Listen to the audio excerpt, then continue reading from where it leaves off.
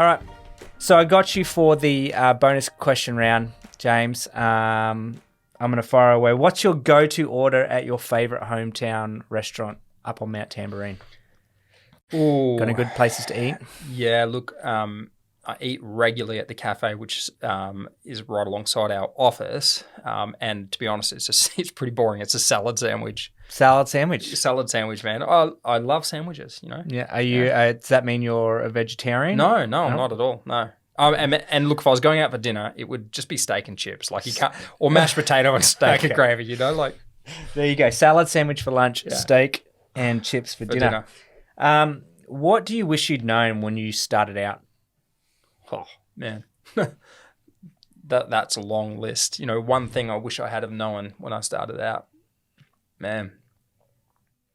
I think it's the challenges, man. It's hey, just because it's hard doesn't mean it's not working, you know? Right. You know, I like that. I think we're kind of taught that, you know, maybe it's not working, maybe you should change. And what I've learned is perseverance, you know, learning from those challenges is some of the greatest things that I now know have come out of that, you know. Thanks, man. I like. What are you curious about right now?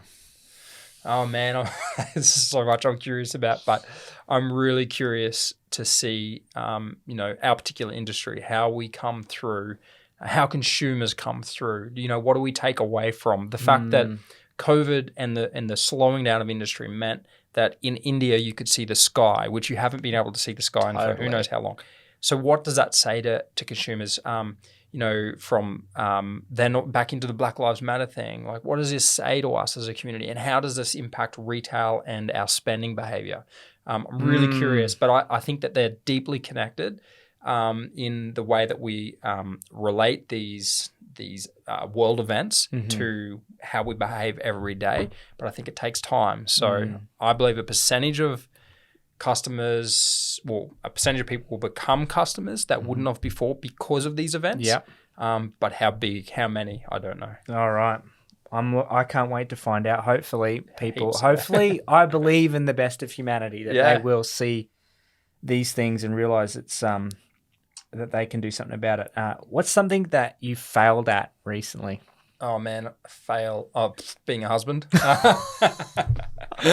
You are the most honest, upfront person. Bigger dad. Yesterday I was washing my car and had the gurney, and it's cold. It was up in Tamworth Mountain. It was quite cold, and so my wife's inside. She's the beanie. Yeah, exactly. She's really pregnant, and I've got our two girls. I'm meant to be caring for them, and they both get a little bit of asthma. But I'm there gurning it, and they're having fun running through the spray, and I'm not thinking about it. They're sick saturated. and cold. And my 3-year-old runs to the top of the stairs and goes, she couldn't breathe. She couldn't get air in. And I freaked out. And I'm like, my gosh, how stupid am I? I know this is a problem, and I'm just wetting them. It's freezing cold. I'm like, oh, they'll be right. They're cold. They'll get crazy, man. So it nearly killed my kid. That's one. I got heaps more. You and me both. Yeah.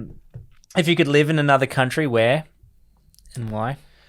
I think I would live in the US, you know, like, it's a pretty cool country. It's so diverse, and I love the country. There's a lot of people that would not want to live in the US now. Not right now. Yeah. No, right now, I love guess. that. Yeah. But no, don't change your answer. I think that's a great answer because I'm American. I actually have a US passport. It's pretty married cool. an American. Yeah. So I'm proud of the great things America has. Yeah, it's done lots of good things. But, as well. I mean, there's lots of cool countries. I mean, man, you could go on, but I mean, right now, it's a big population. Yeah. You activate the US into more of these kinds of initiatives like we're doing, and far out, man, that changes the world. It does, man. I agree with you. Is there anything I should have asked but I didn't? No, man, I think you went pretty deep, to be honest. It's good. Man. I didn't ask you about your thumbs. Oh, my thumbs, yeah. I got a tip, actually. Well, I'll tell you the story with these things. You know, it's quite a sad story. So if you're laughing about it, I don't know if you can see that there on the thing. But go to YouTube if you're listening on Apple Podcasts or Spotify. Yeah, look up Club Thumbs. But my thumbs are actually a dead woman's big toes. So, I mean, if you smell that, You smell the toe jam, right? Yeah. So, I mean, if you're born without thumbs, the best thing is to sew a set of toes on there and you're good. Are you kidding me? Well, does that look like a woman's big toe? I guess it does, man. No, it's not. I was actually just born with thumbs that look like toes, but yeah. Wow, man. I was told to ask you about that. That's so good. So I was set up. You were set up. I'm not. So I'm as long okay as you're with not that. offended and I'm going to get sued for asking you. You can ask about my thumbs. Actually, I see these things as an asset. There's been times in my life where somebody's noticed it and gone, "What is that?" It's an incredible icebreaker. Yeah, We all I've not noticed it. I didn't notice it until someone told me, and I'm not going to tell who. I've been sworn to secrecy. I know who it is. That's yeah, it's good. Okay, who has inspired you along the way, or someone that you look up to and admire? There's a lot of people. My dad, my mum, but if I go back to one, I just look at the overall journey of, what he achieved was William Wilberforce. Early mid 1800s, I think, and just going through someone who became passionate about